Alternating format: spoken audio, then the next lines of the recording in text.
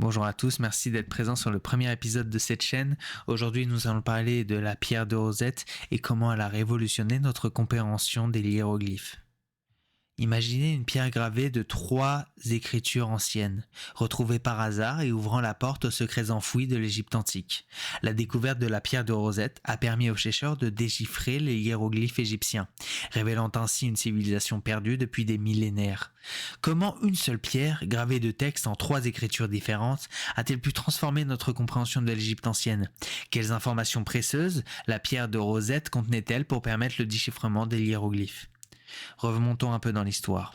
En juillet 1789, pendant la campagne d'Égypte de Napoléon Bonaparte, des soldats français dirigés par le capitaine Pierre-François Bouchard découvrent une pierre noire de granit près de la ville de Rosette, dans le delta du Nil. Ce qui semblait être une trouvaille archéologique parmi tant d'autres s'avéra être la clé de voûte pour comprendre l'une des civilisations les plus énigmatiques de l'histoire, l'Égypte ancienne. La pierre de Rosette, datée de 196 avant Jésus-Christ, porte un décret promulgué à Memphis par le roi Ptolémée V. Ce décret est gravé en 3 écritures, les hiéroglyphes égyptiens en haut, le démotique au milieu et le grec ancien en bas. Cette trilingue inscription offrait une opportunité unique de comparer les 3 systèmes d'écriture. Les savants européens, particulièrement les linguistes et égyptologues, se sont lancés dans une course pour déchiffrer les hiéroglyphes. C'est le français Jean-François Champollion qui, en 1822, parvint à percer le mystère. En utilisant les textes grecs comme clé de traduction, Champollion réalisa que les hiéroglyphes étaient une combinaison de signes phonétiques et symboliques, un système bien plus complexe que ce que l'on avait proposé. La découverte de Champollion était révolutionnaire. Elle permit de déchiffrer d'innombrables inscriptions et textes égyptiens, ouvrant une fenêtre sur l'histoire, la culture, la religion et la vie quotidienne de l'Égypte antique.